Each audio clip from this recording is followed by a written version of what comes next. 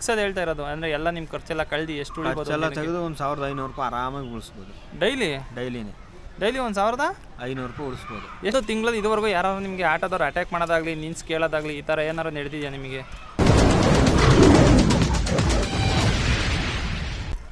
Hi ನಮಸ್ಕಾರ ಸ್ನೇಹಿತರೆ, ನಾನು ಮತ್ತೊಂದು ಹೊಸ ವೀಡಿಯೋಗೆ ಎಲ್ಲರಿಗೂ ಸ್ವಾಗತ.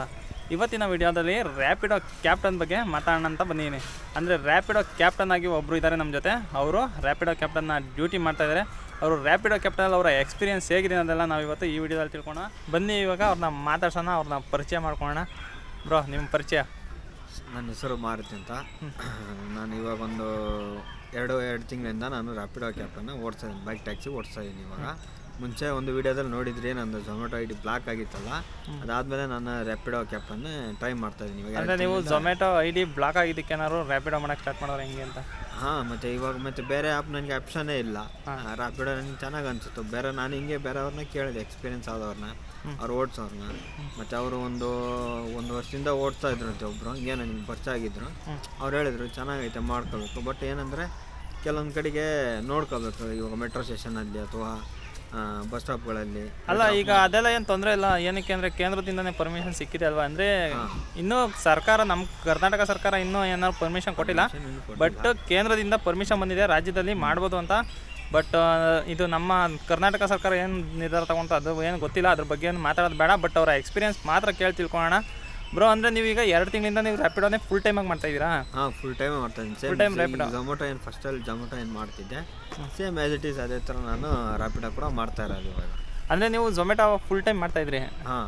ಎಷ್ಟು ಗಂಟೆವರೆಗೂ ಮಾಡ್ತಾಯಿದ್ರಿ? ನಾನು ಬೆಳಗ್ಗೆ 7 ಗಂಟೆಯಿಂದ ಸ್ಟಾರ್ಟ್ ಮಾಡ್ತಿದ್ದೆ. 7 ಗಂಟೆಯಿಂದ 10 ಗಂಟೆವರೆಗೂ ಮಾಡ್ತಾಯಿದ್ದೆ. ಈಗ ರ್ಯಾಪಿಡೋನು ಸೇಮ್ ಹಂಗೆ ಮಾಡ್ತಾಯಿದ್ದೆ? ಹಂಗೆ ಮಾಡ್ತಾಯಿದ್ದೆ. ರ್ಯಾಪಿಡೋ ಅಂದರೆ ಕರೆಕ್ಟಾಗಿ ನಾನು 8 ಗಂಟೆ, ಇನ್ನೂ 1 ಅವರ್ ಲೇಟಾಗೇ ಮಾಡ್ತಾಯಿದ್ದೀನಿ. ಕರೆಕ್ಟಾಗಿ 8 ಗಂಟೆಯಿಂದ 11 ಗಂಟೆವರೆಗೂ ಮಾಡ್ತಾಯಿದ್ದೀನಿ. ಅಂದರೆ ಆರ್ಡರ್ಸ್ ಎಲ್ಲ ಹೇಗೆ ಬರ್ತಾಯಿದೆ ರ್ಯಾಪಿಡೋಲ್ಲಿ? ಆರ್ಡರ್ಸ್ ನಿಮ್ಗೆ ಬ್ಯಾಕ್ ಟು ಬ್ಯಾಕ್ ಆರ್ಡರ್ ಸಿಗುತ್ತೆ, ನಿಮ್ಗೆ ಎಲ್ಲಿ ಬೇಕಂದ್ರೂ ಹೋಗ್ಬೋದು. ಬಟ್ ಅದಕ್ಕೇನಂದರೆ ಇಷ್ಟೇ ಅಂತ ಝೋನ್ ಇರಲ್ಲ. ಯಾಕೆಂದರೆ ಇವಾಗ ಝೊಮ್ಯಾಟೊದಲ್ಲಿ ಏರಿಯಾ ವೈಸ್ ಝೋನ್ ಮಾಡಿರ್ತಾನೆ, ಬಟ್ ರ್ಯಾಪಿಡೋದಲ್ಲಿ ಆ ಥರ ಝೋನ್ ಏನೂ ಇರಲ್ಲ. ನಮ್ಮ ಬೆಂಗಳೂರಲ್ಲಿ ನಿಮ್ಗೆ ಯಾವುದೇ ಮೂಲೆ ಹೋಗ್ಬೇಕು ಅಂದರೆ ನಿಮ್ಗೆ ಆರಾಮಾಗಿ ಆರ್ಡರ್ಗಳು ಸಿಗ್ತವೆ. ಒಂದು ಯಾವುದೋ ಒಂದು ಸಣ್ಣ ಇದರಲ್ಲಿ ಹೋಗಿ ನಿಂತ್ಕೊಂಡ್ರು ಕೂಡ ಅಲ್ಲಿ ಕೂಡ ಆರ್ಡರ್ ಕೂಡ ಕೊಡ್ತಾನೆ. ಆಮೇಲೆ ಈಗ ರ್ಯಾಪಿಡೋದಲ್ಲಿ ಎಲ್ಲ ಆರ್ಡ್ರ್ ಪಿಕ್ ಮಾಡಲೇಬೇಕಾ? ಹಂಗೇನಿಲ್ಲ, ನಿಮ್ಮ ಚಾಯ್ಸ್. ಅದು ನಮ್ಮ ಚಾಯ್ಸ್, ನಮ್ಮ ಇಷ್ಟ. ಇವಾಗ ಹೆಂಗೆ ಅಂದರೆ ಝೊಮ್ಯಾಟೊ ಸ್ವಿಗ್ಗಿ ಥರ ಅವ್ರ ಥರ ಅಲ್ಲ. ಯಾಕಂದರೆ ಇಷ್ಟು ಆರ್ಡ್ರ್ ನಾವು ಅಕ್ಸೆಪ್ಟ್ ಮಾಡಲೇಬೇಕಂತ ಇರುತ್ತೆ, ಮತ್ತು 1 ಇಲ್ಲ 2 ಮತ್ತು ರಿಜೆಕ್ಟ್ ಮಾಡಬೇಕಂತ ಇರುತ್ತೆ ಝೊಮ್ಯಾಟೊದಲ್ಲಿ. ಬಟ್ ಇದರಲ್ಲಿ ಹಂಗಿಲ್ಲ. ಆಮೇಲೆ ನಿಮ್ಗೆ ಎಷ್ಟು ಬೇಕೋ ಅಷ್ಟು ತೊಗೋಬೋದು, ಬೇಡ ಆದರೆ ಯಾವ್ದು ಬೇಕೋ ಅದನ್ನ ತೊಗೋಬೋದು ನೀವು. ಆ ಥರ ಇರುತ್ತೆ ನಿಮ್ಗೆ ಆಪ್ಷನ್. ಆಮೇಲೆ ಇನ್ಸೆಂಟಿವ್ ಎಲ್ಲ ಹೆಂಗಿದೆ ರ್ಯಾಪಿಡೋಲ್ಲಿ? ಇನ್ಸೆಂಟಿವ್ ಕೊಡ್ತಾನ? ಇಲ್ಲ, ಇನ್ಸೆಂಟಿವ್ ಇರುತ್ತೆ, ಡೈಲಿ ಇನ್ಸೆಂಟಿವ್ ಇರುತ್ತೆ. ಬಟ್ ನಿಮ್ಗೆ ಡೈಲಿ ಇನ್ಸೆಂಟಿವ್ ಅಂತ ಇವಾಗ ತೋರಿಸ್ತೀನಿ. ಇವತ್ತು ರ್ಯಾಪಿಡೋ ಬೇಕಾದ್ರೆ ಡೈಲಿ ಇನ್ಸೆಂಟಿವ್ ಬರುತ್ತೆ. ಅದು ಡೈಲಿ ಇನ್ಸೆಂಟಿವ್ ಕೊಟ್ಟಿದ್ದಾರಾ? ಹಾಂ, ಇನ್ಸೆಂಟಿವ್ ಬರುತ್ತೆ, ಡೈಲಿ ಬರುತ್ತೆ, ವೀಕ್ಲಿ ಬರುತ್ತೆ. ವೀಕ್ಲಿ ಇನ್ಸೆಂಟಿವ್ ಕೊಡ್ತಾನೆ, ಡೈಲಿ ಇನ್ಸೆಂಟಿವ್ ಕೂಡ ಕೊಡ್ತಾನೆ ನಿಮಗೆ. ಇದು ನೋಡಿ, ಇದು ಇವತ್ತು ಕೊಟ್ಟಿದ್ದಾನೆ ನಿಮಗೆ. ಇಲ್ಲಿ ಅಂದರೆ ಬೆಳಗ್ಗೆನೇ ಗ್ಯಾರಂಟಿ ಅಂತ ಒಂದಿದೆ ನಿಮಗೆ. ಇಲ್ಲಿ ನೋಡಿ, 3 ಅವರ್ಸ್ ಅರ್ನ್ ಮಾಡಿದ್ರೆ ನಿಮಗೆ 400 ರೂಪಾಯಿ ಕೊಡ್ತಾನೆ. ಅಂದರೆ ಬೆಳಗ್ಗೆ 8 ಗಂಟೆಯಿಂದ 11 ಗಂಟೆವರೆಗೂ ಇದ್ದರೆ, ಆನ್ಲೈನಲ್ಲಿದ್ದರೆ ಅದರಲ್ಲಿ ನಿಮಗೆ 400 ರೂಪಾಯಿ ಕೊಡ್ತಾನೆ. ಬಟ್ ನೀವು ಅದರಲ್ಲೇ 2 ಅವರ್ ಇದ್ರೆ ಅಂದರೆ ಅದಕ್ಕೆ ನಿಮಗೆ 250 ರೂಪಾಯಿ. ಮಂಡೇ ಟು ಫ್ರೈಡೇ ಮಾತ್ರ ಹಾಕಿದ್ದಾನೆ? ಹೌದು ಬ್ರೋ, ಯಾಕೆಂದರೆ ಅದು ಮಂಡೇ ಟು ಫ್ರೈಡೇ ಇರುತ್ತೆ. ಅಂದರೆ ವೀಕ್ಲಿ ಈ ವೀಕ್ ಅಂದರೆ ಮತ್ತೆ ನೆಕ್ಸ್ಟ್ ವೀಕ್ ಹಂಗೆ ಇರುತ್ತೆ ಕಂಟಿನ್ಯೂ. ನೆಕ್ಸ್ಟ್ ಮಂಡೆಯಿಂದ ಫ್ರೈಡೇ ಅಷ್ಟಿದ್ದೇ ಇರುತ್ತಾ? ಹಾಂ. ಒಂದು ವೀಕ್ಲಿ ಇನ್ಸೆಂಟಿವ್ ಅಂದಲ್ಲ, ವೀಕ್ಲಿ ಇನ್ಸೆಂಟಿವ್ ಹೆಂಗೆ ತೋರಿಸಿದೆ? ವೀಕ್ಲಿ ಇನ್ಸೆಂಟಿವ್ ಬರುತ್ತೆ ನಿಮಗೆ. ವೀಕ್ಲಿ ಇನ್ಸೆಂಟಿವ್ ತೋರಿಸ್ತೀನಿ ನೋಡಿ. ಇವಾಗ ಇನ್ಸೆಂಟಿವ್ನಲ್ಲಿ ಬಂದರೆ ಇಲ್ಲಿ ಗೊತ್ತಾಗ್ಬಿಡುತ್ತೆ ನೋಡಿ, ಇದು ಬೋನಸ್ ಬರುತ್ತೆ. ಇದು ಡೈಲಿ ಇನ್ಸೆಂಟಿವ್. ಇದು ಡೈಲಿ ಇನ್ಸೆಂಟಿವ್. ಇದು ಬೆಳಗ್ಗೆ 5 ಗಂಟೆಯಿಂದ 10 ಗಂಟೆವರೆಗೆ ಹೊಡೆದ್ರೆ 15 ರೈಡ್ ಕಂಪ್ಲೀಟ್ ಮಾಡಿದರೆ 210 ರೂಪಾಯಿ ಕೊಡ್ತಾನೆ. ಅಕಸ್ಮಾತ್ ನಾವು 8 ಕಂಪ್ಲೀಟ್ ಮಾಡಿದ್ರೆ 60 ರೂಪಾಯಿ ಕೊಡ್ತಾರೆ. ವೀಕ್ಲಿ ತೋರಿಸಿ. ವೀಕ್ಲಿ ಬರುತ್ತೆ ನೋಡಿ, ಇಲ್ಲಿ 25 ಬರುತ್ತೆ. ನೀವು 150 ರೈಡ್ ಕಂಪ್ಲೀಟ್ ಮಾಡಿದ್ರೆ 1320 ರೂಪಾಯಿ ಕೊಡ್ತಾನೆ. 110 ರೈಡು ಅಲ್ಲ, 150 ರೈಡ್ ಟೋಟಲ್ ಇದೆ. 150 ಅಂತ ಅಂದರೆ ಇದರಲ್ಲಿ ಸಬ್ಸಿಡಿ ಕೊಟ್ಟಿರ್ತಾನೆ. ಇವಾಗ ಫಸ್ಟ್ ನೀವು 110 ರೈಡ್ ಕಂಪ್ಲೀಟ್ ಮಾಡಿದ್ರೆ 880 ರೂಪಾಯಿ ಕೊಡ್ತಾನೆ. ಅದಾದಮೇಲೆ ಸ್ವಲ್ಪ ಇನ್ನು 130 ಕಂಪ್ಲೀಟ್ ಮಾಡಿದ್ರೆ, ಇದು ನೋಡಿ 110 ಆದಮೇಲೆ 130. ಅಂದರೆ ಫಸ್ಟ್ 110 ಮಾಡಿದ್ರೆ 800, ಅದಾದ್ಮೇಲೆ 130 ಮಾಡಿದ್ರೆ ಎಕ್ಸ್ಟ್ರಾ 200 ಕೊಡ್ತಾನೆ. ಇದಕ್ಕೆ ಎಕ್ಸ್ಟ್ರಾ 200 ಅದಾದ್ಮೇಲೆ ಎಕ್ಸ್ಟ್ರಾ ಇನ್ನೂ 240 ಕೊಡ್ತಾರೆ. 150 ರೈಡ್ ಮಾಡಿದ್ರೆ ಅಲ್ಲಿಂದ ಮತ್ತೆ 20 ರೈಡ್ ಮಾಡಿದ್ರೆ ಹೆಚ್ಚಿಗೆ. ಈಗ ಟೋಟಲ್ 150 ಆರ್ಡರ್ ಮಾಡಿದ್ರೆ ನಮ್ಗೆ ಎಷ್ಟು ಸಿಗುತ್ತೆ? 1320 ರೂಪಾಯಿ ಬರುತ್ತೆ. 1320 ಬರುತ್ತಾ? ಅಂದರೆ ವೀಕ್ಲಿ ಇನ್ಸೆಂಟಿವ್. ಅಂದರೆ ನಿಮ್ಮ ಅರ್ನಿಂಗ್ಸ್ ಅಲ್ದಲ್ಲೇ ವೀಕ್ಲಿ ಇನ್ಸೆಂಟಿವ್ 1320 ರೂಪಾಯಿ ಬರುತ್ತೆ. 1320 ರೂಪಾಯಿ ಎಕ್ಸ್ಟ್ರಾನೇ ಬರುತ್ತೆ. ಅಂದರೆ ಪರವಾಗಿಲ್ವಾ, ಹೆಂಗೆ ನಡೀತಾ ಇದೆಯಾ? ಸೊ ನಡೀತೆ ಬ್ರೋ. ಅಂದರೆ ಒಂದು ದಿನಕ್ಕೆ ಎಷ್ಟು ಗಂಟೆಯಿಂದ ಎಷ್ಟು ಗಂಟೆವರೆಗೂ ಮಾಡ್ತೀರಾ ನೀವು? ಅದೇ ನಾನು ಬೆಳಗ್ಗೆ 8 ಗಂಟೆಯಿಂದ 8 ಗಂಟೆಗೆ ಸ್ಟಾರ್ಟ್ ಮಾಡ್ತೀರಾ? 8 ಗಂಟೆಯಿಂದ ಹಿಡಿದು 10-10:30 ಗಂಟೆ ಬರ್ತೀನಿ. 10-10:30 ತನಕ ಬ್ಯಾಕ್ ಟು ಬ್ಯಾಕ್ ಆರ್ಡರ್ ಇರುತ್ತೆ ಹೆಂಗೆ ಅಂತ? ಇದ್ದೇ ಇರುತ್ತೆ.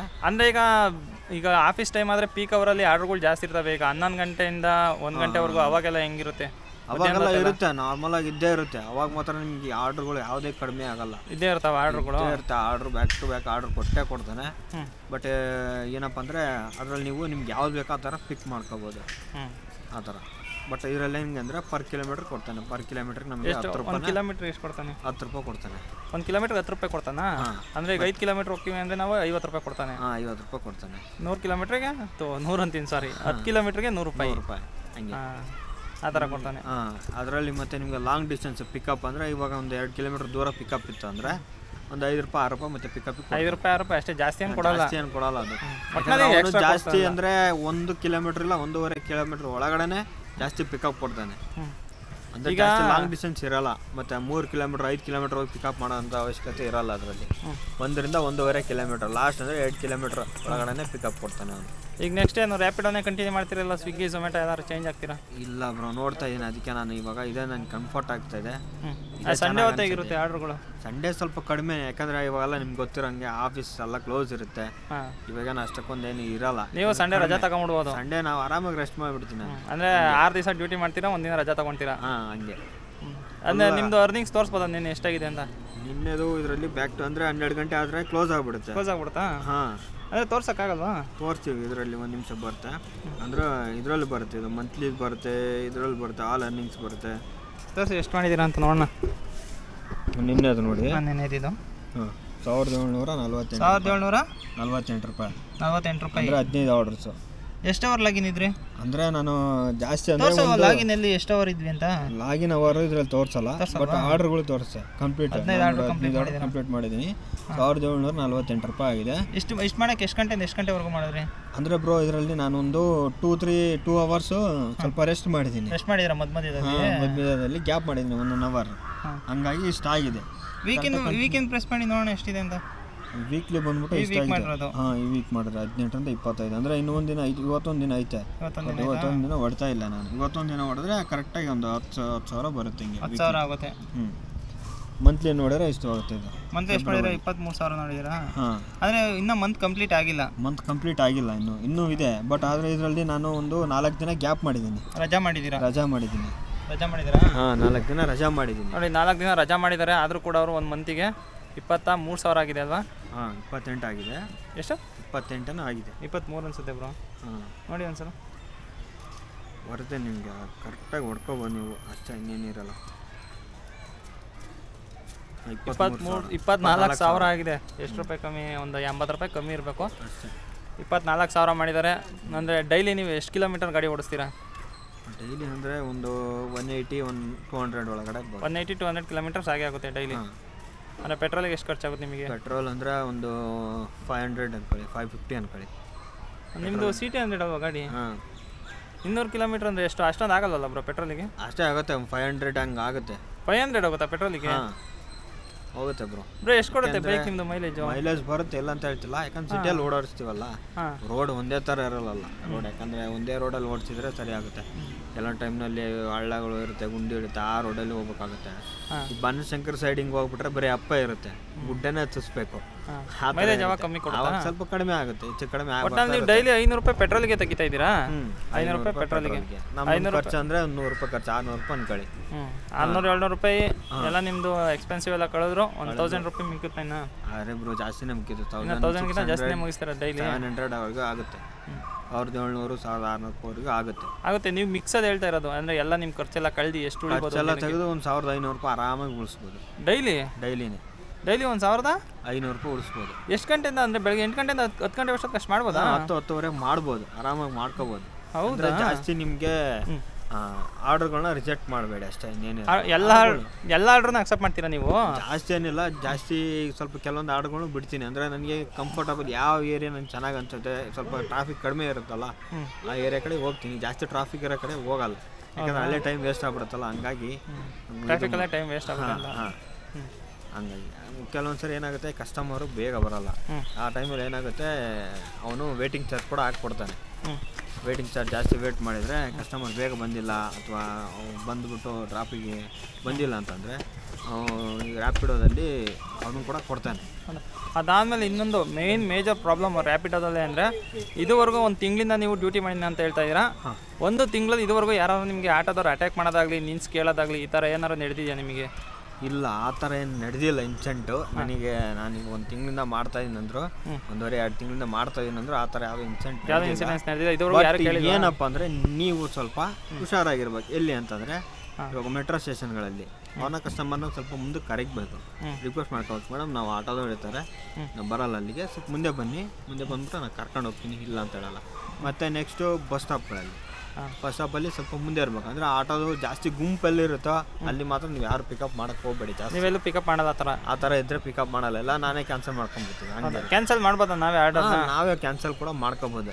ಏನು ಕಸ್ಟಮರ್ ಕೇರ್ ಅವ್ರಿಗೆ ಏನು ಫೋನ್ ಮಾಡಂಗಿಲ್ಲ, ಡೈರೆಕ್ಟಾಗಿ ನಾವೇ ಕ್ಯಾನ್ಸಲ್ ಮಾಡ್ಕೋಬೋದು. ಬಟ್ ಏನಪ್ಪ ಅಂದರೆ OTP ಹಾಕೋಕ್ಕಿಂತ ಮುಂಚೆಗೆ ಕ್ಯಾನ್ಸಲ್ ಮಾಡ್ಕೋಬೋದು. OTP ಆದಮೇಲೆ ಆಗಲ್ವಾ? ಆಗಲ್ಲ ಅದು. ಮತ್ತೆ ಈಗ OTP ಎಂಟರ್ ಮಾಡಿದ್ರೆ ಅಂದರೆ ನೀವು ಕಸ್ಟಮರ್ ಕಡೆಯಿಂದ ಕ್ಯಾನ್ಸಲ್ ಮಾಡ್ಕೊಬೋದು. ಅವಾಗ ಮಾಡ್ಕೊಬೋದಾ? ಕಸ್ಟಮರ್ ಕ್ಯಾನ್ಸಲ್ ಕೇರಿಂದ ಅಲ್ಲ, ಕಸ್ಟಮರ್ ಕೇರಿಂದ ಅಲ್ಲ, ಕಸ್ಟಮರ್ ಕ್ಯಾನ್ಸಲ್ ಮಾಡ್ಕೊಡ್ಬೋದಾ? ಕಸ್ಟಮರು ಕ್ಯಾನ್ಸಲ್ ಮಾಡ್ಬೋದು. ಹಂಗಾದ್ರೆ ಸರಿ. ಆಮೇಲೆ ಕಸ್ಟಮರ್ಗಳೆಲ್ಲ ಹೇಗೆ ರಿಯಾಕ್ಟ್ ಮಾಡ್ತಾರೆ ಅಂದರೆ ಒಬ್ಬೊಬ್ರಿಗೆ ಅರ್ಜೆಂಟ್ ಇರುತ್ತೆ, ಅವರೆಲ್ಲ ಏನಾದ್ರು ಫಾಸ್ಟಾಗಿ ಹೋಗೋಂತಾರೆ ಏನು ಅವೆಲ್ಲ? ಇರುತ್ತೆ ಬ್ರೋ. ಕೆಲವೊಂದು ಕಸ್ಟಮರ್ ಬರ್ತಾರೆ, ಇವಾಗ ಆಫೀಸ್ಗೆ ಹೋಗೋರಾಗಲಿ ಅಥವಾ ಇಲ್ಲ ನಾವು ಹೋಗೋರಿದ್ರೆ ಅವ್ರಂತಾರೆ ಸ್ವಲ್ಪ ಸರ್ ನೀವು ಬೇಗ ಓಡಿಸಿ ಆ ಥರ ಬೇಗ ಯಾರು ಕೂಡ ಓಡ್ಸೋಕ್ಕೆ ಹೋಗಬೇಡಿ. ಯಾಕಂದರೆ ಕೆಲವೊಂದು ಟೈಮ್ನಲ್ಲಿ ಏನಾಗುತ್ತೆ, ಆ ಟೈಮಲ್ಲಿ ಏನಾಗುತ್ತೆ ಅಂತ ಯಾರಿಗೂ ಗೊತ್ತಾಗಲ್ಲ. ಅದಕ್ಕೆ ನೀವು ಸ್ವಲ್ಪ ಸೇಫ್ಟಿಯಾಗಿ ಗಾಡಿನ ಓಡಿಸ್ರಿ. ಸ್ಪೀಡ್ ಲಿಮಿಟ್ ಇರುತ್ತೆ ಅದರಲ್ಲಿ. 60 ಸ್ಪೀಡ್ ಮೇಲೆ ಯಾರು ಹೋಗೋಕ್ಕೆ ಬರೋಲ್ಲ, 60 ಸ್ಪೀಡ್ ಮೇಲೆ ಅಂತೂ ಹೋಗೋಕ್ಕೆ ಬರೋಲ್ಲ, 60 ಒಳಗಡೆ ಹೋಗೋದಿರುತ್ತೆ. ಮತ್ತು ನೀವೇನಪ್ಪ ಅಂದರೆ ನೆಕ್ಸ್ಟ್ ನೀವು ಕಸ್ಟಮರ್ಗೆ ಒಂದು ಹೆಲ್ಮೆಟ್ ಕೊಡಿ, ಚೆನ್ನಾಗಿರೋ ಹೆಲ್ಮೆಟ್ ಹಾಕಿ ಕೊಡಿ ಅವರಿಗೆ. ಮತ್ತು ಅವ್ರು ನಿಮ್ಮ ಜೊತೆ ಬರ್ತಾರೆ ಅಂದರೆ ಸ್ವಲ್ಪ ಸೇಫ್ಟಿಯಿಂದ ಕರ್ಕೊಂಡೋಗಿ ರೀಚ್ ಮಾಡಿ ಅಷ್ಟೇ ಅವ್ರನ್ನ. ಆಮೇಲೆ ಈ ರ್ಯಾಪಿಡೋ ಬಗ್ಗೆ ಮಾತಾಡ್ತಾ ಇರೋದು ಯಾವುದೇ ಆದಂಥ ಕಂಪ್ನಿ ಪ್ರಮೋಷನ್ ಅಲ್ಲ, ಅವರ ಎಕ್ಸ್ಪೀರಿಯನ್ಸ್ ಏನು ಅನ್ನೋದು ತಿಳ್ಕೊಳಕ್ಕೋಸ್ಕರ ಅಷ್ಟೇ ಇದು ವೀಡಿಯೋ ಮಾಡ್ತಾ ಇರೋದು. ಆಮೇಲೆ ಅವರು ಕೂಡ ಒಂದು ಯೂಟ್ಯೂಬ್ ಚಾನಲ್ನ ಓಪನ್ ಮಾಡ್ತಾ ಇದ್ದಾರೆ. ಬ್ರೋ ಏನು ನೇಮ್ ಇಟ್ಟಿದ್ದೀರಾ? ಹೆಂಗೆ? ಇನ್ನೂ ಇಲ್ಲ ಬ್ರೋ, ಇನ್ನೂ ನೇಮ್ ಏನು ಇಟ್ಟಿಲ್ಲ. ಬಟ್ ಇನ್ನೂ ಒಂದು ತಿಂಗಳಾಗುತ್ತಂತೆ ಅವ್ರು ಯೂಟ್ಯೂಬ್ ಚಾನಲ್ ಸ್ಟಾರ್ಟ್ ಮಾಡೋ ಅಷ್ಟೊತ್ತಿಗೆ. ನೆಕ್ಸ್ಟ್ ಮಂತಾ? ಅವ್ರು ನೆಕ್ಸ್ಟ್ ಮಂತ್ ಸ್ಟಾರ್ಟ್ ಆದಮೇಲಿಂದ ಅವ್ರದ್ದು ಯಾವ ಚಾನಲ್ ಅನ್ನೋದು ಹೇಳ್ತೀನಿ, ಹೋಗಿ ನೀವು ಅವ್ರ ಚಾನಲ್ನ ವಿಸಿಟ್ ಮಾಡಿ. ಅಂದರೆ ರ್ಯಾಪಿಡೋಗೆ ಸಂಬಂಧಪಟ್ಟ ವೀಡಿಯೋಗಳೇ ಮಾಡ್ತಾರೆ ಅವರು. ಅವ್ರನ್ನ ಹೋಗಿ ಸಬ್ಸ್ಕ್ರೈಬ್ ಮಾಡಿದ್ರೆ ಅವರು ಡೈಲಿ ಅಪ್ಡೇಟ್ ಕೊಡ್ತಾ ಇರ್ತಾರೆ. ಇಷ್ಟೇ ಇವತ್ತಿನ ವೀಡಿಯೋ. ಹೊಸದಾಗಿ ಏನಾದ್ರು ನನ್ನ ಚಾನಲ್ ವಿಸಿಟ್ ಮಾಡಿದ್ರೆ ಸಬ್ಸ್ಕ್ರೈಬ್ ಮಾಡಿಬಿಡಿ. ಈ ವಿಡಿಯೋ ಏನಾದ್ರು ಇಷ್ಟ ಆಗಿದ್ರೆ ಲೈಕ್ ಮಾಡಿಬಿಡಿ ಅಂತ ಹೇಳಿ ನನ್ನ ಇವತ್ತಿನ ಈ ವಿಡಿಯೋ ಮುಗಿಸ್ತೀನಿ. ಬೈ.